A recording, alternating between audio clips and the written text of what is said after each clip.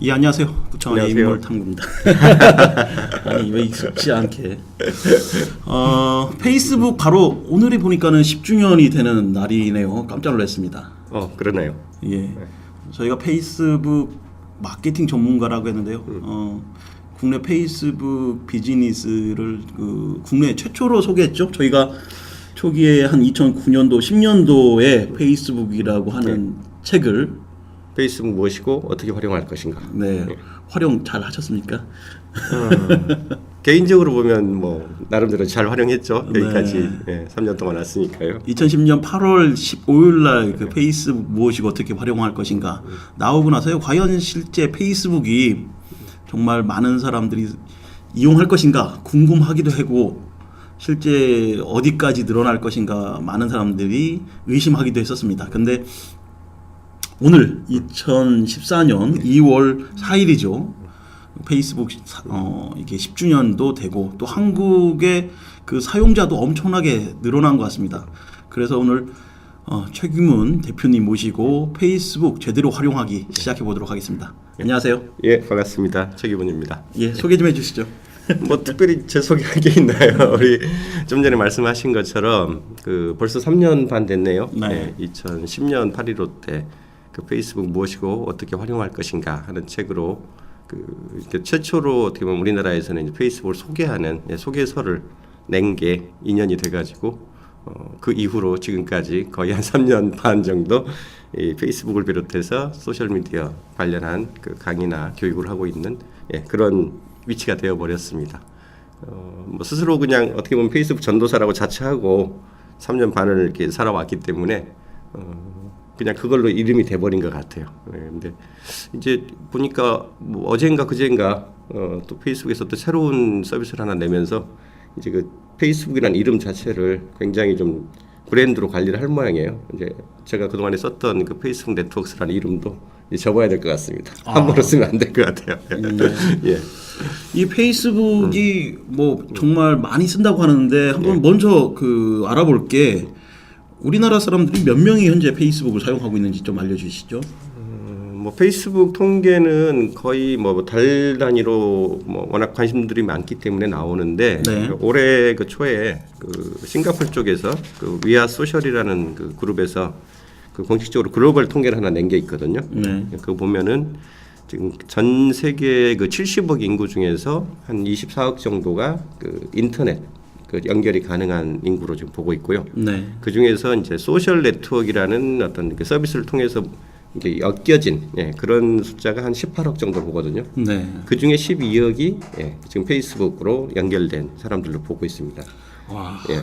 그럼 국내 사용자 좀 알려주시죠. 국내는 지금 통계가 한 4천만 정도가 지금 인터넷 유저라고 보이는데요. 그 중에서 36% 정도. 우리 페이스북은 이제 광고 대상자를 숫자를 카운팅을 해보면 대체로 사용자가 나오는데요. 지금 한 1,300만 정도가 집계가 잡히고 있거든요. 1,300만 명이라고 하면은 뭐 인터넷으로 뭐 사업을 한다거나 뭐 그런 사람들은 다 가입했다고 볼 수 있겠네요. 그렇죠. 이게 페이스북에서 말하는 이 사용자 개념은 그냥 단지 계정 가입한 누적 숫자가 아니고요. 실제로 MAU라고 그러니까 Monthly Active User. 그러니까 최근 한 달 동안 30일 동안 한 번이라도 로그인을 해가지고 어떤 자기가 이거를 봤습니다. 라는 흔적을 남기는 실제 살아있는 계정만을 카운팅을 하기 때문에 실제 휴면 계정들 그러니까 가입만 해놓고 최근 한 달 동안은 쓰지 않았던 사람들까지 하면 거의 그 배는 이미 가입이 되어 있다고 봐야죠. 그러니까 우리가 싸이월드가 국내에서 최대로 많이 가입됐을 때가 한 2,700만 정도를 계정을 갖고 있었다고 했는데 지금 페이스북이 거의 그 수준에 와 있다고 보면 될 것 같아요. 그냥 누적 가입자로만 본다면. 제가 처음에 이 페이스북을 저희가 강의할 때만 해도 어떤 분이 저한테 이런 트윗을 날렸어요. 그래갖고 그것도 참 동감을 했었는데 동감한 내용이 바로 뭐냐면은 당신은 미니홈피도 공부하고 사용하냐. 그렇죠. 그래서 그런가? 그럼 페이스북 강의하는 게 좀 틀린 건가? 스스로 사실은 물음표를 던지기도 했었는데 실제 그 당시에 외국 사례를 보니까 뭐 그렇게 얘기할 상황이 아니더라고요. 외국은 완전히 마케팅이라든가 비즈니스 용도로 많이 쓰는데 현재 우리나라에서는 이 페이스북을 어떤 용도로 많이 쓰고 있나요? 지금 보면 그 아까 그 1,300만 사용자라는 게 보통 개인이 프로필을 갖고 있을 때 그 계정의 실제 이용자를 보통 카운팅을 하는 건데 네. 제가 그 작년 여름쯤에 한번 그 페이지라고 해서 이 네. 페이스북을 그 비즈니스 용도로 쓰는 분들이 계시거든요. 이게 기업이라든가 뭐 중소기업 비롯해서 뭐 1인 기업들 할 거 없이 많이 들었죠? 그렇죠. 그러니까 기존의 TV나 뭐 신문 같은 그런 매체를 돈 주고 쓸 어떤 능력이 안 되는 분들 이런 분들은 상대적으로 소셜 미디어를 활용하면 자기 미디어를 자기가 가질 수가 있으니까 이제 그런 용도로 이걸 활용을 하는 분들이 계신데 네. 보통 그렇게 쓰는 용도를 그 페이스북의 그 페이지라고 얘기를 합니다. 네. 이게 쭉 이렇게 페이스북 그 10년간 히스토리를 보면 그 페이지가 오픈된 게 2007년 11월이거든요. 정말 예. 뭐 얼마 되지 않았어요. 그러니까 그 당시만 하더라도 그 페이스북 사용자가 한 5천만 내지 6천만 정도 되던 시절이었는데 저기 보니까 5,800만 명이라고 그렇죠. 나와 있네요. 이제 그 정도 사람이 모이는 시점부터 사람이 모이기 시작하니까 이걸 가지고 장사를 해야 될 필요를 느낀 사람도 생긴 거죠. 그러면서 이제 실제 페이스북의 기본 정책은 한 사람이 자기의 실명, 본명으로 한 개의 계정을 갖도록 돼 있는데 그걸 개인의 실명으로 쓰지 않고 자꾸 이제 어떤 브랜드, 자기들의 상품 이름으로 쓰는 그런 사람들이 생기기 시작한 거죠. 그래서 그런 부분들을 양성화시켜주면서 그럼 아예 비즈니스 용도로 써라. 라 해서 만들어준 게 이제 페이지거든요. 근데 국내에 지금 그렇게 해서 페이지라는 것들이 사용 가능하다라는 게 알려지기 시작하면서 이 페이지를 개설한 그 숫자를 한번 작년 여름에 한번 이렇게 카운팅을 좀 대체적으로 추산을 해봤는데 한 3만 개 정도 나오더라고요. 그러니까 뭐 큰 기업이든 작은 기업이든 상관할 것 없이 한 3만 개 정도의 그 계정은 그 개인의 어떤 그 친교 용도의 프로필이라기보다는 어떤 비즈니스 목적의 어떤 자기 홍보라든가 뭐 상품 브랜드를 알리기 위한 그런 용도로 쓴다고 보면 될 것 같아요. 이게 페이스북이 이제 최근에는 이제 모바일 시대가 되면서 뭐 모바일로 접근하는 그 유저들이 훨씬 많다라는 얘기도 뉴스로 많이 보고 있는데 그렇죠. 좀 어떻습니까? 그쪽 시장은? 그러니까 거의 지금 페이스북의 모든 정책이 사실상 지금 모바일 센트릭으로 모바일 중심으로 좀 바뀌고 나가고 있고요. 네. 상대적으로 그게 지금 성공적으로 좀 이렇게 안착을 하는 느낌이거든요. 그러니까 네. 재작년 5월달에 페이스북이 처음 그 주식시장에 상장을 했었는데 나스닥에 네. 3개월 만에 그 주식이 반토막이 났었거든요. 그러니까 처음에 38달러인가 공모가로 시작을 했다가 5월 18일 날 외우기도 쉬운데 5월 18일 날 공모 시작해가지고 상장한 다음에 딱 그로부터 3개월 만에 19달러까지 떨어졌었거든요. 그때 그렇게 그 주가가 하락했던 이유가 시당초 처음 공모가가 뭐 높다라는 얘기도 있긴 있었지만 그 시장에서 모바일의 그 이렇게 팽창에 비해서 페이스북이 모바일로 광고 수익을 낼 가능성이 높지가 않다. 그래서 떨어졌던 이유로 가장 크게 그 지적이 됐었던 거거든요. 근데 의외로 지금 작년도 통계 보면 그 페이스북이 지금 트위터도 모바일로 시작한 케이스인데도 불구하고 트위터랑 비교해도 훨씬 지금 모바일 수익이 높게 나오는 그런 결과가 나오고 있거든요. 그래서 지금 현재 그 페이스북 주가는 거의 옛날 공모가 이상으로 지금 회복이 된 상태예요. 그러니까 그만큼 이제 페이스북이 모바일로 앞으로 수익을 낼 수 있는 가능성이 높다라는 게 시장에서 검증이 되고 있는 거죠. 실제로도 그렇고 있고. 이렇게 페이스북이 뭐 많은 사람들이 사용하고 있고 뭐 어떤 그 소셜 마케팅 도구로도 사용되고 있고 또 페이지도 많이 만들고 있다면 우리 최 교수님이 생각하는 그 어떤 플랫폼으로서 제대로 활용되고 있는 거 맞나요? 잘 쓰시는 분들은 잘 쓰시죠. 근데 양면성이 있는 것 같아요. 그 페이스북은 애시당초 시작 자체가 그 대학교 특히 이제 학생들 간에 이 친구가 어디 출신이고 뭐 무슨 과목을 듣고 있고 뭐 누구랑 어떤 친구 관계를 맺고 있고 이런 것들을 서로 알려주고 그로 인해서 서로 도움을 받을 수 있는 그런 친교 네트워크 혹은 프로필로 시작된 서비스거든요. 인맥 네트워크죠. 그렇죠. 네. 애시당초 상업적인 용도의 어떤 비즈니스를 목적으로 하는 건 아니었다는 거예요. 그러니까 그런 면에서 보자면 이 페이스북은 뭐라고 그래야 되나 애시당초 프로필 목적으로 만들어졌었기 때문에 이거를 비즈니스 용도로 전환시키려고 하는 순간 그 본질이 섞이는 겁니다. 그래서 의외로 사람들이 이런 부분들에서 좋아하지 않는 경향들이 있어요. 그래서 초창기에 페이스북 사용자가 막 늘어날 때만 하더라도 야 이거 잘만 하면은 완전히 대박 낼 수 있는 어떤 그 플랫폼이겠다 그러면서 이른바 그때 F 커머스, 페이스북 커머스라는 말이 나올 정도로 이게 막 그 쇼핑몰 툴들이 나오고 뭐 어떤 뭐 미니 스토어를 페이스북 안에 만들고 하는 그런 기능들이 꽤 발달을 했었거든요. 그렇죠. 요새는 거의 죽었습니다. 그러니까 저도 좀 그 약간은 궁금했던 것이 저희들이 예측했던 것 중에 하나가 커머스라든가 실제 전자거래들이 활성화되지 않겠느냐. 그리고 어플리케이션들이 많은 사람들에게 사용될 거라고 생각했는데 실제 그 사용자들의 패턴을 보면 그러지가 않아요. 아직까지는 외국하고 우리나라의 차이가 좀 커서 그런가요?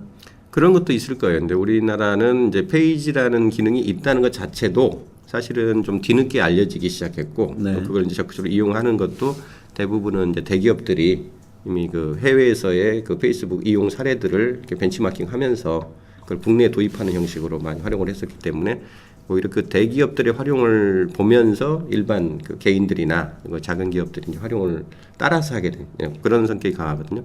근데 그러다 보니까 문제가 뭐냐면 애시당초는 약간 친교 네트워크의 성격을 갖고 있었고 또 서로 간에 정보를 교류하고 또 소식을 나누는 어떤 그런 공간이었는데 이거를 강제로 어떤 홍보나 뭐 그다음에 전파 수단 이런 용도로 활용을 하다 보니까 이 주객이 전도가 된 거죠.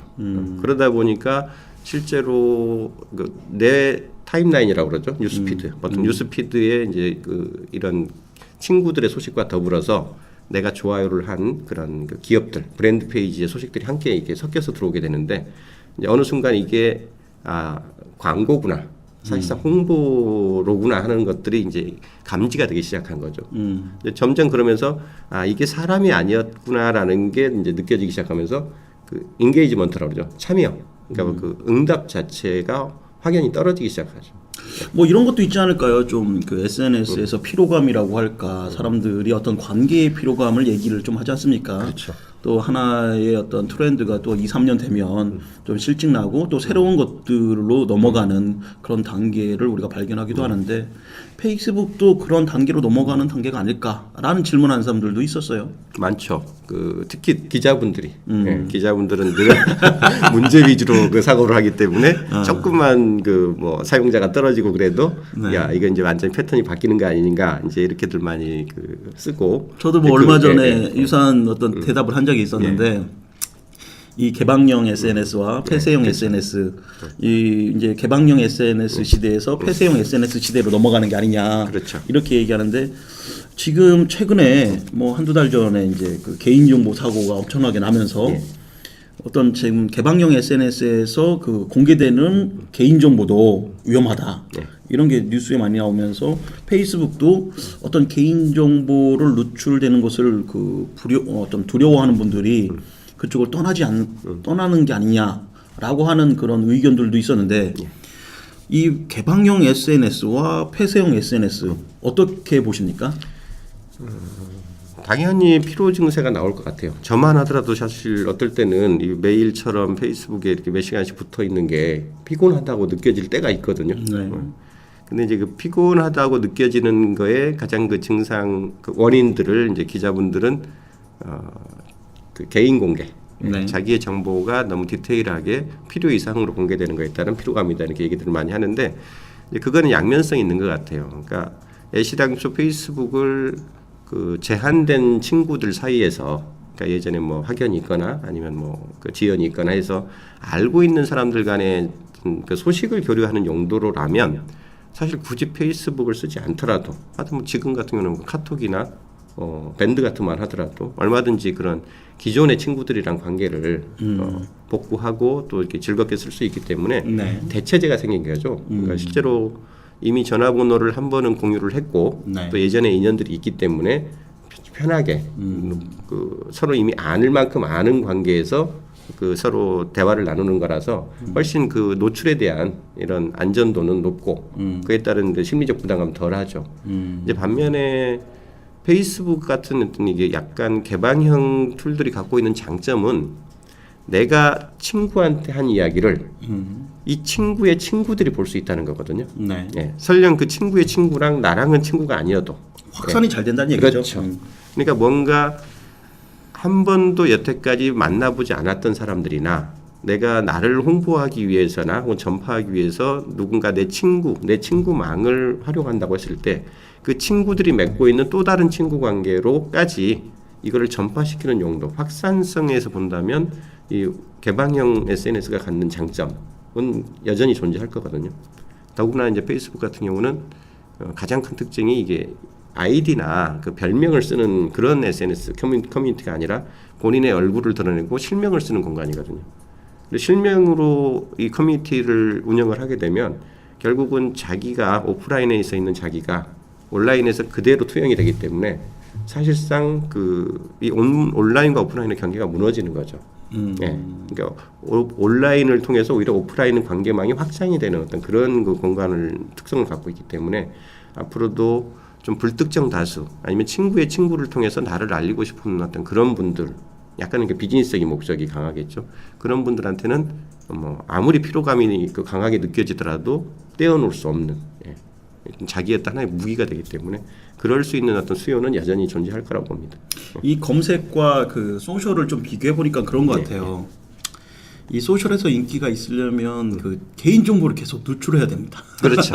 사람들은 남이 뭘 하는가를 즐겨보기 때문에. 그러니까는 어떤 내가 정보를 제공하는 것도 좋아하는 사람이 있지만 가장 호응이 좋은 거는 내가 뭘 좋아한다. 그렇죠. 내가 어디 가서 지금 뭘 하고 있다. 이런 공개를 하는 것이 가장 그 반응이 나오기 때문에 결국엔 SNS를 제대로 활용하려면 개인 정보를 공개해야 되고 또 개인 정보를 공개함으로써 피로감은 생기고. 그렇죠. 결국에는 좀 이게 딜레마죠. 딜레마에 빠지는 그런 상황인 것 같아요. 딜레마지만 이제 그걸 어느 쪽에 자기가 더 무게 중심을 두느냐에 따라서 자기가 활용하는 목적, 이 SNS를 어떻게 쓰려고 하는가에 따라서 이제 감수해야 될 부분들을 일정 정도 감수해야 되는 거죠. 그러니까 우리가 보통 어느 정도 감수한다고 좀 강의하십니까?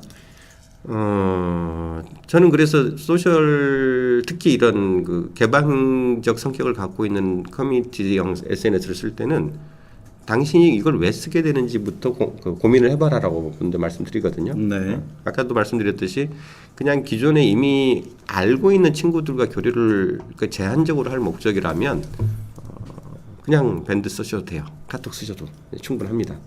이제 그에 비해서 만약 아까 반복해서 말씀드리지만 아직 나랑 만나보지 못했던 사람들 혹은 친구의 친구를 통해서 또 다른 누군가 나에게 도움이 될 수 있는 사람들을 찾고자 하는 그런 목적이라면 당연히 나를 많이 노출하면 노출할수록 그리고 나와 공감대가 섞일 수 있는 그런 요소들을 많이 오픈을 하면 오픈할수록 상대적으로 그런 분들이랑 접점이 생길 여지는 더 커지는 거죠.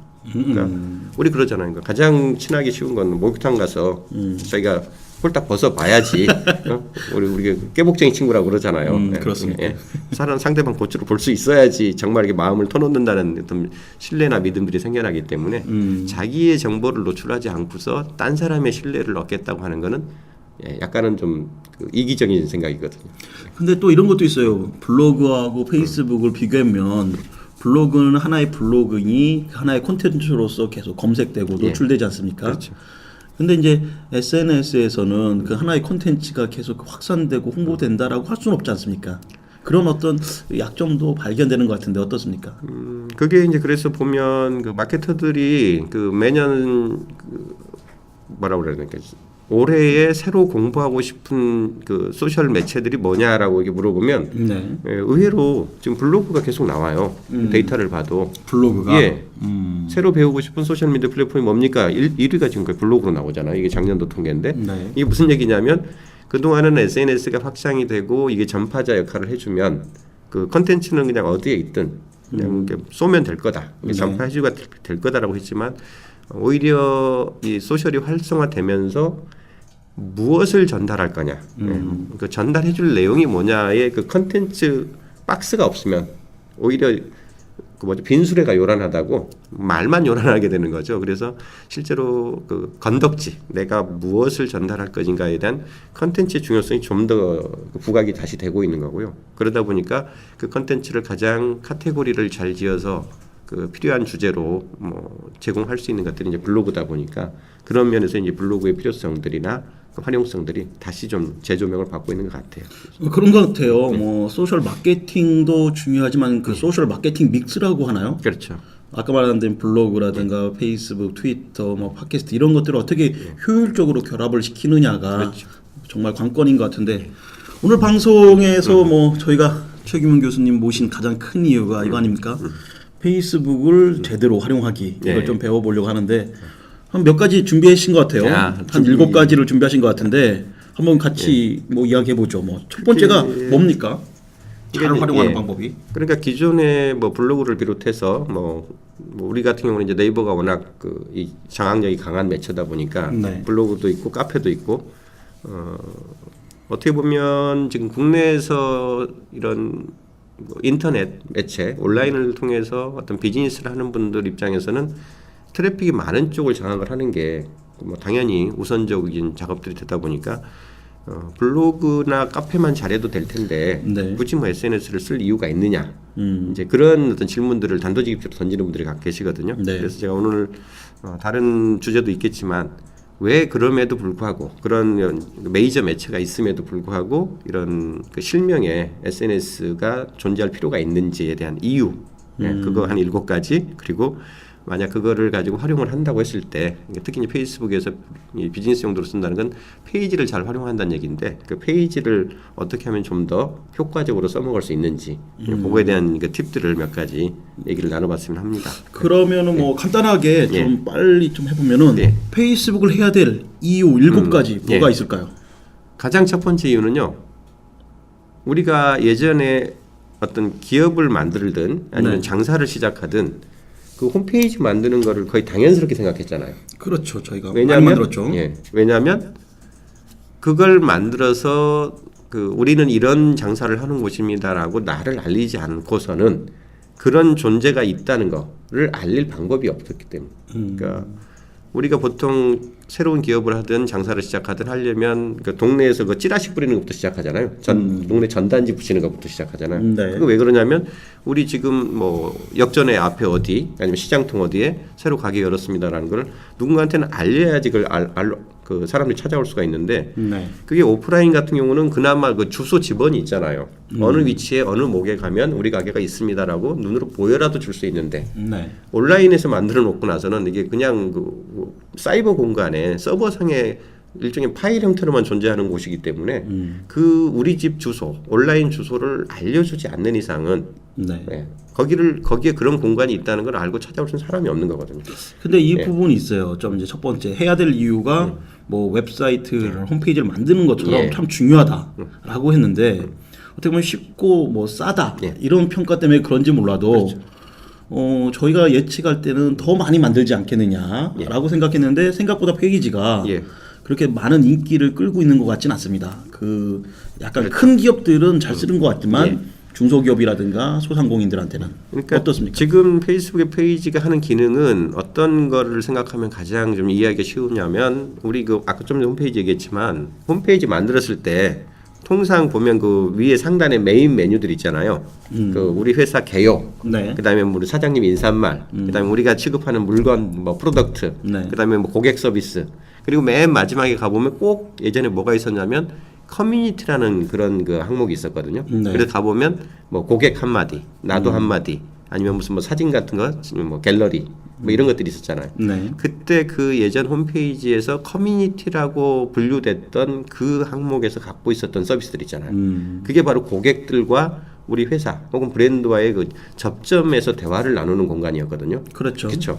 그 공간이 별도로 독립된 곳이 페이스북의 페이지 같은 곳이다라고 생각하시면 딱 맞아요. 그러면은 뭐 커뮤니티를 따로 만들 게 아니라 페이지를 붙여라. 그렇죠. 왜냐하면 실제로 그렇게 홈페이지를 만들어 가지고 커뮤니티 기능을 아무리 멋지게 게시판을 만들어 놔도 그 페이지가 있다는 것 자체를 그러니까 그런 홈페이지 주소를 알리지 못하면 그 주소로 찾아와 가지고 게시판에다 글을 남기는 사람들은 굉장히 없거든요. 그건 큰 기업도 마찬가지고 작은 기업도 다 마찬가지입니다. 자, 뭐 두 번째 한번 들어가 보도록 하죠. 뭐가 있습니까? 두 번째는. 자, 그렇게 해서 그 커뮤니티 기능들을 오히려 독립시키면 그 자체가 대화를 나눌 수 있는 공간이 되기 때문에 사실 내가 친구망을 갖고 있으면 그 친구망한테 야 우리 페이지 이런 거 만들었다.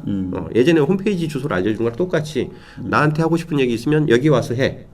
그 담벼락으로 계속 주고받는 공간이 되는 거죠. 예전에 게시판 같은 경우는 커뮤니티 게시판을 아무리 열심히 잘 만들어놔도 그 타이틀 한 줄만큼은 안 보이거든요. 네. 그 조회수 몇 번, 뭐 이 정도밖에는 안 보이기 때문에 굳이 클릭하고 들어가지 않으면 누가 무슨 얘기를 했는지 모르거든요. 근데 페이스북 페이지는 상대적으로 담벼락에 계속 흐르는 구조로 되어 있기 때문에 일종의 방송이거든요.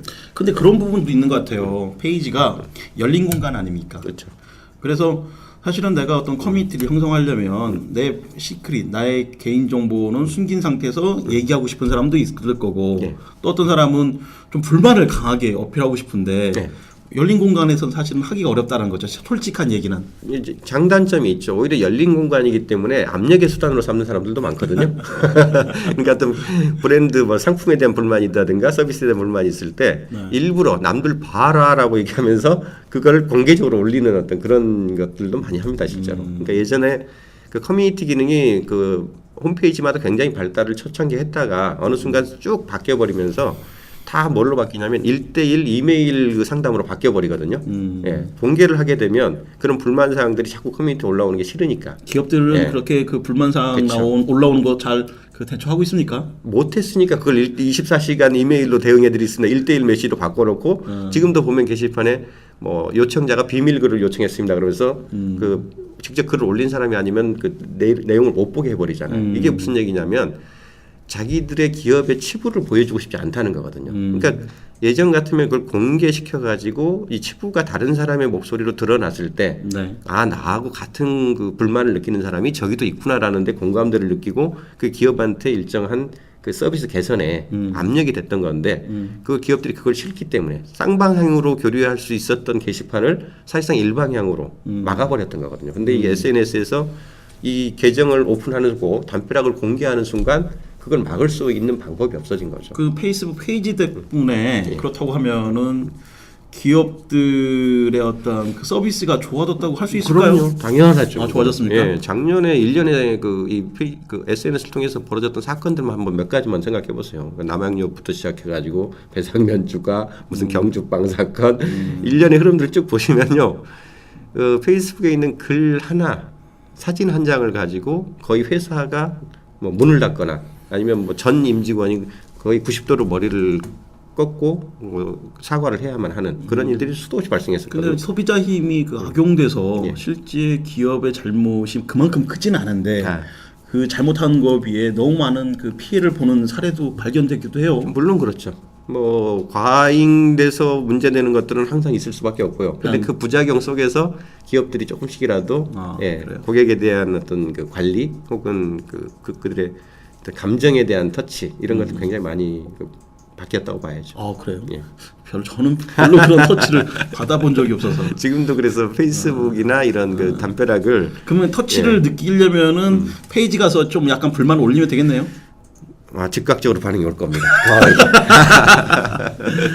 소비자 힘을 예. 찾아볼 수 있는 곳이 예. 바로 페이스북 예. 페이지라고 이렇게 얘기해 주시는 예. 것 같고요. 그래서 홈페이지가 그 예전 같으면 이제 만들 때 내가 사실 그 HTML이라고 그러죠. 그러니까 그 브라우저에서 표현되는 거를 내가 직접 다룰 수 없으면 결국은 웹 디자인한테 그 그림 이미지를 맡기고 그것도 개발자한테 어떻게 꾸며달라 이렇게 돈을 주고 이제 그걸 다 의뢰를 했었어야 되잖아요. 아무리 이쁘게 만들었더라도 뭐 1, 2년 지나면 또 이렇게 업데이트해야 될 상황들이 생기는데 그러면 또 바꿀 때마다 또 돈이 들고.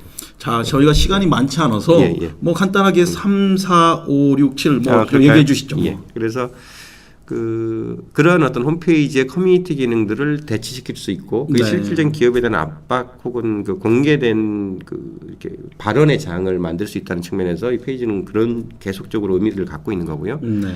특히 그 블로그하고 다른 점은 뭐냐면 늘 말씀드리지만 이게 실명이 노출된다는 거예요. 그렇죠. 실제 뭐 예. 실명이 예. 안 쓰는 사람들은 일단 무시를 무슨 하게 얘기냐면 우리가 블로그에다가 아무리 좋은 글을 써도 보통 그 글이 좋으면 사람들이 댓글 남기잖아요. 그리고 거기에 어떤 그 추천 뭐 이렇게 하나씩 올려주고요. 근데 그렇게 해봐야 되게 그 아이디나 별명으로 남기 때문에 도대체 누가 이걸 좋아했지? 누가 댓글을 붙였지? 하는 걸 찾아가려면요. 그분하고 또 이웃을 맺거나 해가지고 우리가 흔히 예전에 뭐라 그러죠? 뭐 인터넷 무슨 그 조사 탐색 때처럼 그때 뭐라 그랬죠? 신상털기라고 그랬죠? 예, 신상털기 수준으로 가가지고 확인을 해보지 않으면 상대방이 누군지를 몰라요. 네. 예, 근데 페이스북이나 이런 그 실명의 네트워크를 활용하게 되면 좋아요를 하는 사람의 리스트, 댓글을 붙여준 사람의 리스트, 혹은 뭐 공유를 하게 해준 사람은 더 말할 것도 없고요. 이름 한 번만 클릭하면 그 사람의 프로필 항목을 그대로 제가 가서 볼 수가 있거든요. 그러니까 내 포스트에 대해서 관심을 가져주고 어떤 그 응답을 남겨준 사람들의 실질적인 그 프로필 그 정보를 내가 즉각적으로 확인할 수 있다는 것은 비즈니스에서는 내 잠재 고객을 실시간으로 파고 들어갈 수 있는 그런 그 공간이거든요. 네. 이게 블로그에서는 도저히 줄 수 없는 그런 기능들입니다. 네. 그래서 자 보니까 뭐 지속적 대화가 가능하다라는 그렇죠. 그건 아까 말씀하셨고, 했던 얘기고. 그다음에 앱에 대한 얘기했고 CRM 도구해서 정말 해야 될 이유도 많은데 예. 가장 중요한 거는 해야 될 이유는 알겠어요. 많은 사람들이. 제대로 활용하는 방법 네. 너무 어렵다. 다른 사람들은 뭐 좋아요 댓글도 많이 좋아요도 많이 그렇죠. 올려보고 네. 댓글도 많이 달고 하는데 나는 열심히 해봐도 별로 사람들이 반응도 안 해주고 좀 이게 불공평한 SNS가 아니냐. 그리고 사회에서 오프라인에서 인지도가 있는 사람이 굉장히 인기가 있고 네. 또 하나는 남자들은 페이스북을 해도 좋아요가 별로 안 달린다. 여자들만 이쁘지 않으니까. 그런 얘기를 해요. 약간은 불공평한 SNS가 아니냐. 어떻습니까? 제대로 활용하려면은 어떤 방법이 있을까요? 첫 번째로 페이스북에서 가장 빨리 그 친구를 그 쉽게 말하면 늘리고 네. 혹은 그 좋아요를 많이 받게 하는 그 팁 중에 하나는 이쁘면 됩니다. 아니 그 얘기 때문에 어떤 일이 있냐면 요즘 페이스북에 야한 사진을 올리는 예. 친구들이 많이 생겼어요. 예. 그러니까는 그 광고도 생겼더라니까요. 근데 그래갖고서는 막 사람의 어떤 욕망을 자극하는 그런 것들이 있는데 좀 상대적으로 요즘 그 약간 그 19금 성인 광고들이 많이 노출되는 거는 이제 페이스북이 그만큼 광고를 조금 더 공격적으로 하는 어떤 그 부수적인 현상이라고 보이고요. 네. 일단 이제 농담 삼아서 이제 이쁘면 된다고 했는데 그만큼 사람들이 누군가를 친구를 맺을 때 그 우리 그 명함 받고 서로 소개를 받을 때 네. 그 호감을 느끼는 게 일단 그분의 얼굴을 봤을 때 얼마나 친근감이 드느냐가 사실 친구를 맺고 안 맺고를 가르는 첫 번째 요소거든요. 그걸 첫인상이라고 그러잖아요. 그래서 페이스북이라고 하죠. 그렇죠. 얼굴북인데 그러니까 이왕이면 다홍치마라고 이쁜 얼굴에 미소 띈 얼굴. 이게 사실은 친구를 맺고 확장하는데 가장 좋은 무기이자 도구가 되는 거고요. 페이스북 친구들의 그 진화는 예. 그 프로필 사진을 통해서 그럼요. 예. 나타납니다. 그래서 프로필 사진을 얼마나 깔끔하고 정말 친근하게 만드느냐가 그 자기의 어떤 그 관계망을 넓히는 데서 굉장히 큰 요소 중에 하나입니다. 그래서 약간은 자기 비밀을 숨긴다고 예. 자기 좋아하는 어떤 동물이라든가 전혀 금물입니다. 이런 건 절대 안 되니까. 실명이고 이름을 걸기 때문에 그 얼굴을 드러내지 않으면 얘가 무슨 꿍꿍이로 자기 얼굴을 드러내지 않는지 그 일단 의심하게 되거든요. 사람들은 그 신뢰의 기초가 생기지 않는 게 가장 핵심입니다. 그래서 최대한 프로필 사진은 자기의 그 실물 얼굴을 실제 쓰시는 게 좋고요. 가능하면 사람 웃는 게 어쨌든 웃는 낯에 침 못 뱉는다고 웃는 게 제일 좋죠. 그러니까 자, 이게 보니까는 질문이 하나 들어왔어요. 뭐냐면은 육사 지방선거 후보자들이 페이스북을 많이 활용하게 될 텐데 팁을 좀 알려주세요라고 했는데 좀 뭐 다른 거 어차피 알려줘야 되니까 예. 뭐 이거부터 뭐 해결하고 갈까요? 그렇죠. 지금도 종종 그 이게 선거 준비하시는 분들이 이제 강의를 좀 해달라고 요청들이 들어오는데요. 쭉 몇 가지 말씀드리면 페이스북은 그 단기전으로 만들 수 있는 그런 홍보 공간 아닙니다. 늘 아까도 그 프로필의 성격에 대해서 본질적으로 말씀드렸듯이 최소한 뭐 6개월 이상 적어도 보통 한 1년 뭐 2년 넘게 꾸준하게 자기들의 관계망을 넓혀가는 그 사전 작업이 있지 않으면 네. 어느 날 갑자기 어떤 그야말로 목적에 의해서 나 선거 나갑니다. 저를 좀 뭐 지지해주거나 후원해주세요라는 어떤 그런 목적으로 사람들을 느닷없이 하면은 10년 동안 모르고 지냈다가 어느 날 갑자기 와가지고 내 보험 들어주세요 하는 친구를 보는 그런 느낌 들거든요. 네. 예. 특히나 이제 그런 부분들이 그래도요. 예. 그거는 다 알아요.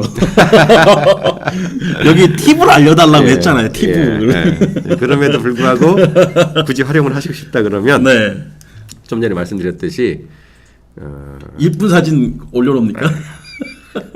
우선은 친근하게 접근하는 게 가장 핵심이다. 예, 정치적으로 종교도 마찬가지지만요. 페이스북에서 가장 사람들이 그 한두 번은 봐주지만 지속적으로 봐주지 않는 그 테마가 사실 정치 이야기하고 종교 이야기거든요.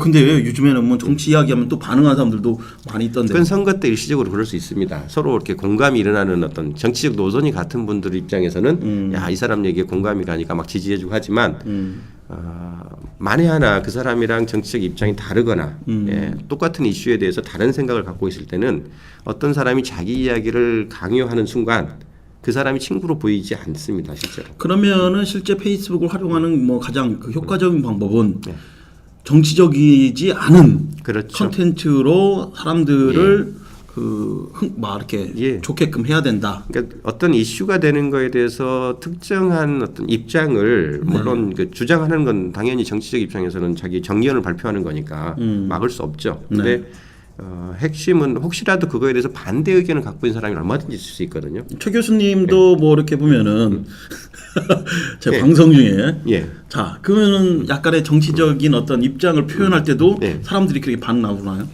있을 수 있죠. 저도 그래서 친구 많이 끊었습니다. 그래요? 예. 왜 그러냐면 아니 어떤 사람들은 그렇잖아요. 내 아는 사람들끼리라도 좀 예. 제대로 연결하고 싶다. 그리고 정치적인 얘기 왜 못하냐? 그렇게 하시면 그 그룹 내에서 하시면 좋아요. 그룹 예, 안에서. 예. 그러니까 페이스북은 공개된 자기 개인 담벼락이 있고요. 예, 그리고 아까 말씀드린 것처럼 그 브랜드를 홍보하기 위한 페이지가 있고 또 거기에 그 서로 같은 취미나 어떤 성향을 갖고 있는 분들끼리는 그룹을 짜가지고 움직이는 게 가능하거든요. 그러니까 프로필에서는 그 개인적인 뭐 그 사생활 같은 뭐 이런 것들을 얘기하고 성격이 다른 거죠. 그러니까 네. 개인 프로필의 담벼락은 모두에게 일단 자기가 공개를 하게 되고 그 친구가 여러 가지 이렇게 다양한 유형을 갖고 있잖아요. 정책 입장도 다를 수 있고 종교적 관점도 다를 수 있고. 저도 보니까 그런 것 같아요. 가장 잘 활용하는 방법이 페이스북 프로필은 아무래도 인간적인 모습을 보여주는 걸로 많이 쓰고 그 그룹들 최근 많이 만들어진 그룹들 그 그룹에 맞는 특성에 맞는 콘텐츠를 만들어서 그 확산을 하고 또 페이지를 좀 하는데 이 선거와 페이지는 그렇게 도움이 안 되는 것 같기도 하고 어떤 사람은 도움이 되는 것 같기도 하고 좀 헷갈릴 때가 있어요. 페이스 페이지는. 정치인들 같은 경우는 보통 페이지를 만들 때 이제 공인 프로필이라는 항목이 있거든요. 네. 예, 그래서 자기의 실제 이름을 가지고 또 하나의 일종의 그 아바타 계정이라고 해야 될까요? 자기의 이름을 실제로 걸고 그 자기의 어떤 브랜드화된 브랜드로서 활동을 하는 건데 그 개인 프로필하고는 좀 다르거든요. 개인 프로필은 그 5,000명까지만 친구를 사귈 수 있도록 제한이 돼 있는 반면에 페이지는 똑같은 이름을 썼다 하더라도 그거에 대한 제한이 없고 팬들을 그 무제한으로 지금 모을 수 있으니까요. 그러니까 뭐 박원순 시장님 같은 경우는 그 페이스북에 그 페이지 그 팔로워라고 그러죠. 거기도 팔로잉이 가능하거든요. 네. 그러니까 팔로잉이 하는 분들만 지금 16만 명? 아마 제가 알기로 그렇습니다. 뭐 트위터는 70만이 넘는 걸로 알고 있고요.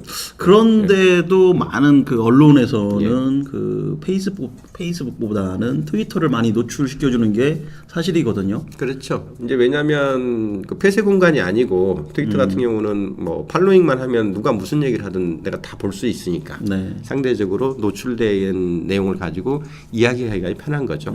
페이스북은 사실 친구를 맺지 않으면 공식적으로는 상대방 담벼락을 못 보게 돼 있는 구조거든요. 지금 지난 총선과 2012년 예. 총선과 대선을 거쳐가면서 사실은 어떤 바로 전에 그런 말씀도 해주셨는데 그 페이스북의 친구 관계가 좀 약간은 이제 진영 논리에서 나눠졌다라고 평가하는 사람들도 있습니다.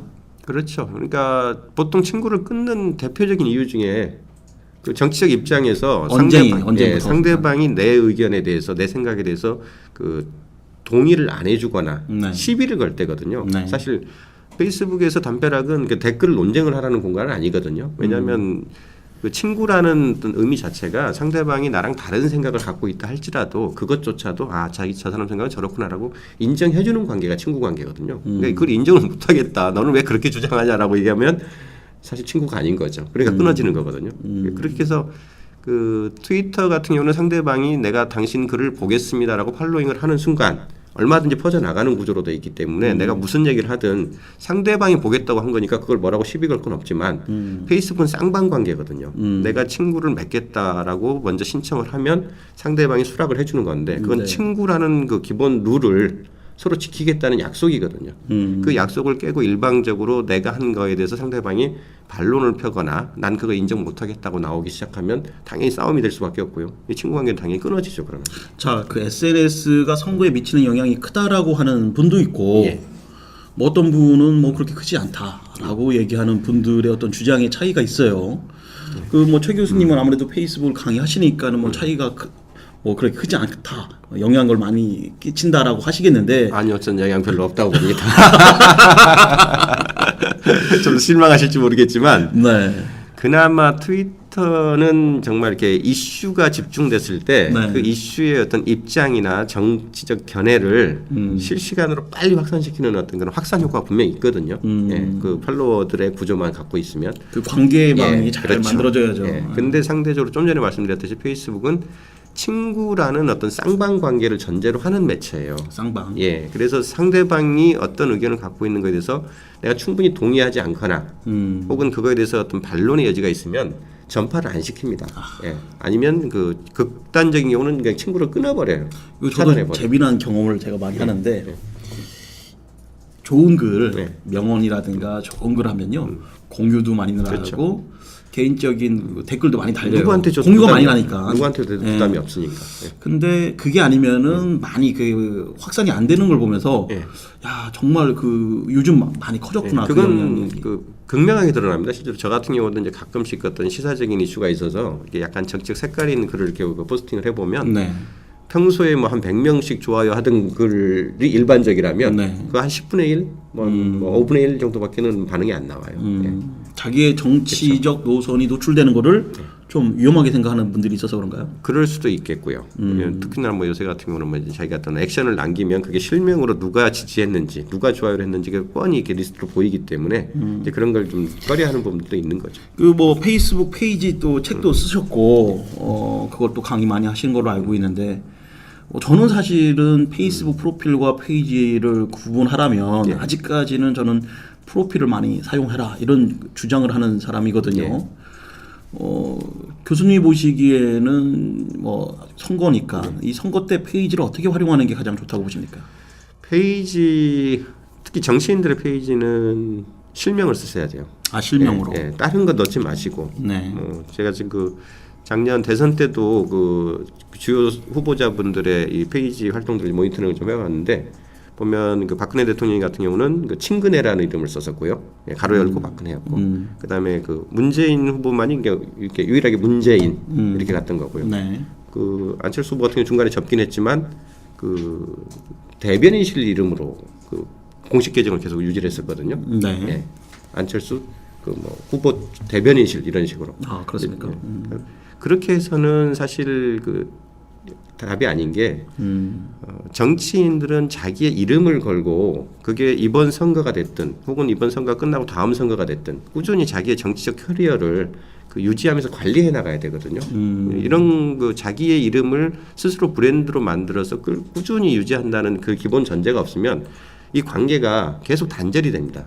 이번 선거 때 용도로 단절되고 저번 선거 때 용도로 단절돼 버리고 그럼 계속 새로운 그 프로필 이름들을 브랜드 이름을 갖고 가야 되는데 그 이 팬들의 망이 그 안정화가 안 되고 자꾸 이게 그 단절돼 버리는 끊겨 버리거든요. 갑자기 궁금하네요. 네. 안철수 씨는 페이스북을 하다가 갑자기 중지했어요. 지금 페이지 있나요? 지금 저번에 그 노원 선거 하시면서 다시 만든 걸로 알고 있어요. 다시 예. 만들었어요. 근데 늘 그 선거용으로만 만들어지기 때문에 연결성이 없습니다. 지금도.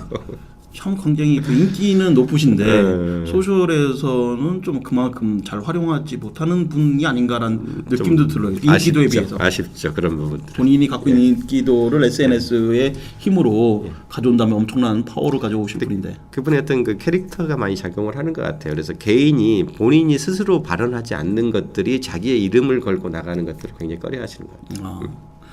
안철수 말에 대한 씨- 책임을 그만큼 강하게 느끼시는 분이라는 얘기죠. 그러네. 안철수 씨는 사실은 저도 개인적으로 좀 관심도 많고 좋아하는 분인데 그분이 페이스북에서 정치적인 얘기하면 좀 재미가 없어요. 그 조언을 드리자면 네. 그 안철수 석자의 그 페이지를 만드는 게 당연히 맞고요. 네. 네. 설령 거기에 나오는 그 포스트의 내용들이 본인이 직접 말한 게 아니고 그 관리자나 누구 담당자가 혹은 대변인이 대신하는 거라 하더라도 거기에 대한 어떤 그 본인이 먼저, 책임지고 그렇죠. 본인의 말처럼. 그렇죠. 네. 네, 그거를 쓰는 게 맞죠. 그리고 그렇죠. 그게 케어되는 구조가 만들어져야지 사실은 제대로 페이지를 활용하는 거라고 볼 수 있죠. 가서 좀 알려주세요. 글쎄요. 잘 하셔야죠. 육사 지방선거가 얼마 남지 않아서 뭐 SNS 관련해서 뭐 컨설팅도 자문도 많이 하시는 걸로 알고 있습니다. 뭐 인사 좀 해주시죠 뭐. 저는 사실 이게 가급적 그 정치 컨설팅은 사양하고요. 소셜 미디어를 그 잘 활용한다고 하는 거는 결국 그 관계를 어떻게 사람들과 넓히고 또 그 관계 그 확장 속에서 신뢰를 그 쌓아 나가느냐의 문제거든요. 신뢰. 예, 신뢰. 그러니까 우리가 보통 그 소셜 캐피탈이라고도 하고요, 소셜 트러스트라고도 얘기를 하는데 무조건 많이 넓히고 많이 사귀는 게 중요한 게 아니라 단 한두 사람을 사귀어도 정말 이 사람이 나를 위해서 좋은 이야기를 전파를 해주고 또 더 좋은 그 관계를 소개를 해주는, 연결해주는 그런 도구가 돼야 되는데 그 주변에 가까운 분들과의 관계의 신뢰가 확보되지 않으면 그런 자발적 전파나 그런 추천들은 일어나지 않거든요. 이건 뭐 정치도 마찬가지일 거고요. 그래서 가끔가다 보면 페이지를 만들어 놓고 팬 수를 늘리려고 그 별의별 이벤트를 다 하고 어떤 선물을 걸고 하는 그 경향들을 많이 보는데 좀 무의미하다. 실제로 팬 수가 아무리 뭐 몇만 명, 10만 명이 되더라도 그 이야기하고 있는 사람의 숫자라는 게 있거든요. 그거는 최근 일주일 동안 그 우리 페이지에서 올린 글들에 대해서 사람들이 좋아요를 했거나 댓글을 붙였거나 뭐 공유를 해갔거나 이렇게 해서 클릭을 했거나 이런 흔적이 실제로 반응이 일으켜진 숫자만을 카운팅하는 그 지표가 따로 있거든요. 그 지표가 올라가지 않으면 사실 아무리 많은 팬을 거느리고 있어도 그냥 허수입니다. 그 팬 수 자체는 전혀 그 개의하지 마시고 이야기하고 있는 사람들이 지금 나하고 얼마인가 이거를 그 더 핵심 지표로 보셔야 되고요. 그 이야기하고 있는 사람들이 늘어나고 많아지려고 하면 할수록 이런 평소의 그 주변 관리, 그 사람들과의 관계 관리가 훨씬 더 중요한 거죠. 지금 바로 말씀하신 게 이제 신뢰라고 소셜 캐피탈 얘기를 좀 하셨는데 오랫동안 쌓였다도 한 번에 무너지는 게 또 소셜 캐피탈인 것 같기도 순간입니다. 하고요. 한 번의 실수가 그동안 쌓은 거 한 번에 무너지는 게 나 참. 저런 사람인 줄 몰랐는데 이래버리면 이제 바로 한꺼번에 무너지는 거죠. 자, 오늘 최규문 대표님 모시고 페이스 마케팅에 대해서 정말 이게 많은 얘기를 하고 싶은데 시간이 별로 없어요. 그래서 저희가 간단하게 얘기했고요. 앞으로 또 최규문 대표님은 페이스북 전도사로서 활동이 또 그 뜨거울 것 같은데 자주 또 초대하겠습니다. 뭐 종종 불러주시면. 네, 창원의 인물 탐구 최규문 대표님 모시고 오늘 방송 진행했습니다. 다음에 또 뵙도록 하겠습니다. 감사합니다. 감사합니다.